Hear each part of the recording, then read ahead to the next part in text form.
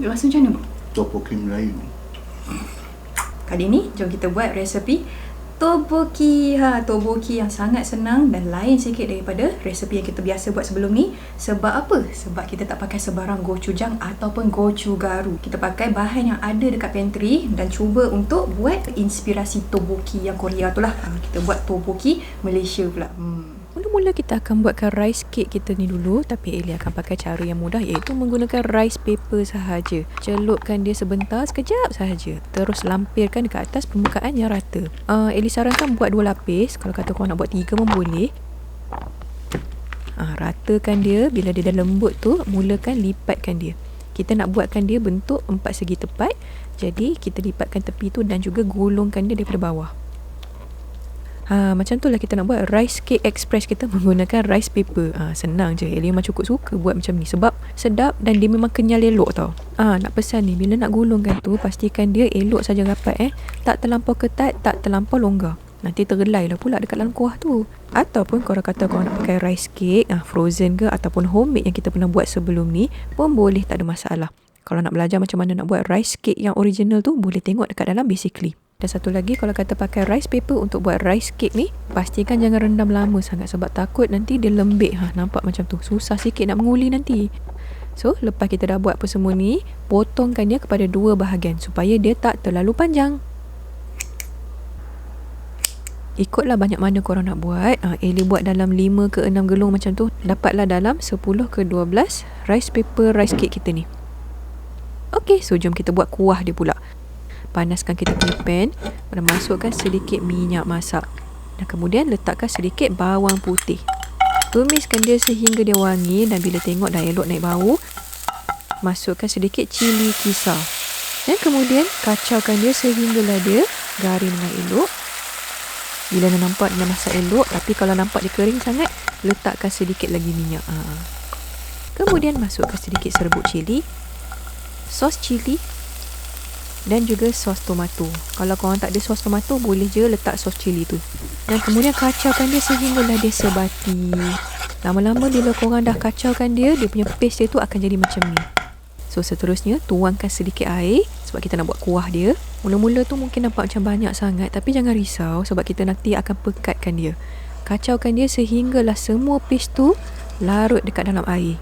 Kemudian masukkan sedikit kicap cair, sedikit gula atau pemanis alternatif dan juga sedikit garam untuk naikkan rasa.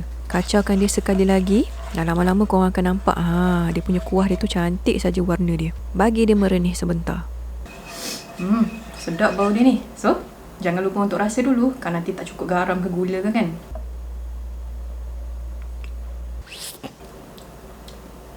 Okay, just nice je. So sekarang ni kita dah ready dah untuk pekatkan kuah kita ni dulu. Untuk pekatkan dia, Eli pakaikan tepung jagung dan dicampurkan sedikit dengan air ni. Bila nampak dia dah elok je cair macam ni, bolehlah kita tuangkan dekat dalam kuah tteokbokki kita tu. Eli sarankan kecilkan api supaya nanti tak ada dia betul cepat sangat. Dan kacaukan dia sehingga dia larut, jangan tinggalkan. Bila dah nampak dia dah larut elok, bolehlah kita masukkan kita punya rice cake kita ni. Nak fulfilling Korea, masukkan sebiji telur rebus. Dan nak siap dah ni. So kacaukan dia sehinggalah dia menyaluti rice cake dan juga telur rebus kita tu. Jadi faham sebab ramai yang tercari-cari lah macam mana nak cari gochujang, gochugaru apa semua tu kan. So tak apa, kita buat je cara macam ni ikut bahan yang ada dekat rumah korang tu. Tapi untuk masa depan, untuk kita punya resepi Korea yang lain, Eli memang sarankanlah untuk korang dapatkan gochujang dan juga gochugaru. Gochujang tu adalah paste cili Korea yang macam agak manis sikit, dia tak pedas sangat pun. Gochugaru tu pula adalah serbuk cili Korea. Eli selalu beli dekat Shopee, yang tu yang paling senang sebab dia murah. Nampak tu dah siap dah kita punya tteokbokki tanpa menggunakan sebarang gochujang ataupun gochugaru. Dan last sekali letakkan sedikit daun bawang. Barulah naik sikit colour dia tu. Bau dia sedap gila weh. So dah ready dah untuk hidangkan. Nak makan macam ni pun boleh. Hidangkan dia terus panas-panas sebab bila makan tteokbokki panas-panas, tambah pula musim sejuk, lagi layan weh. Kalau katalah korang tak nak dipekat sangat, boleh tambahkan sedikit air, okey? Tu dia. Silakan ambil bau. Sedap sangat bau dia weh. So, Eli ada juga buat yang original juga, versi Basically lah. Cuba korang compare lah antara dua ni. Yang ni nampak berkuah sikit, yang ni pekat lah. Tapi daripada segi warna Yang ni terang sikit tapi selain daripada tu hampir sama kan. So dah siap dah kita punya tteokbokki yang mudah menggunakan bahan pantry dekat rumah korang tu lah. Tak perlu sebarang gochugaru ataupun gochujang. Ellie nak jemputkan Aiman sebab dia paling suka makan tteokbokki. Ellie apa-apa kalau kata tak tahu nak masak apa, masak je tteokbokki, sukalah dia. So Ellie nak tengok sama ada yang jenis ni okey tak? Maksudnya kena tak dengan selera dia. So first kali you boleh agak tak mana satu tteokbokki original, yang mana tteokbokki yang tak original? Original.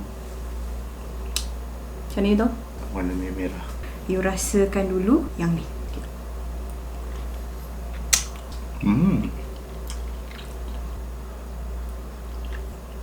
Not bad. Not bad. You rasa macam mana bang? Tteokbokki Melayu.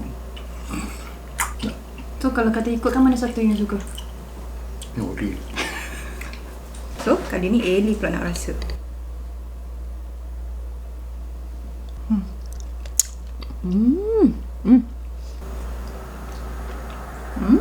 Sedap, not bad. Rasa pedas tu tak sangat.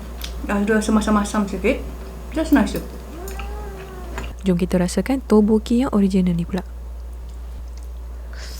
Tak payah cakap lah sedap, dia memang tahulah Ellie suka kan. Kalau katalah korang nak belajar macam mana nak buat tteokbokki yang original ni, Ellie tunjukkan macam mana nak buat resepi kuahnya dan juga 3 jenis rice paper tteokbokki termasuk yang jenis cheese. Boleh rujuk dekat dalam basically, okay?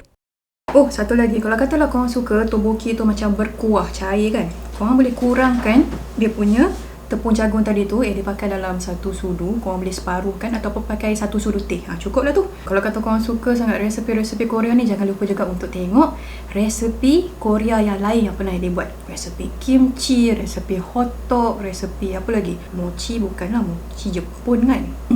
Resepi pajon. Banyak lah. Korang boleh tengok dekat dalam playlist resepi-resepi Korea. So, itu sajalah resepi tteokbokki kita kali ni.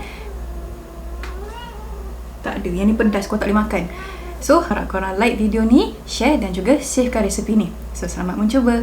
Bye-bye. Okay bang, dinner dah siap. Sure. Kalau katalah Ellie nak bandingkan daripada segi rasa lah, yang gochugaru ni dia macam ada rasa pahit sikit. Tak tahulah, susah nak explain. Lepas tu dia ada 2 jenis. Satu yang jenis serbuk, satu yang jenis yang flakes. Korang boleh pakai mana-mana saja. Tapi personally Ellie lagi suka yang jenis serbuk. Dia lagi macam banyak lagi benda yang kita boleh pakai. Contohnya kita punya tteokbokki ni lah. Cuma kalau kita nak buat kimchi, selalunya dia pakai flake. Tapi Ellie pakai je serbuk tu. Jadi je. Tumiskan dia sehingga dia wangi. Dan lepas dah elok je hangit pula dah. Kau tak makan cili besar tu?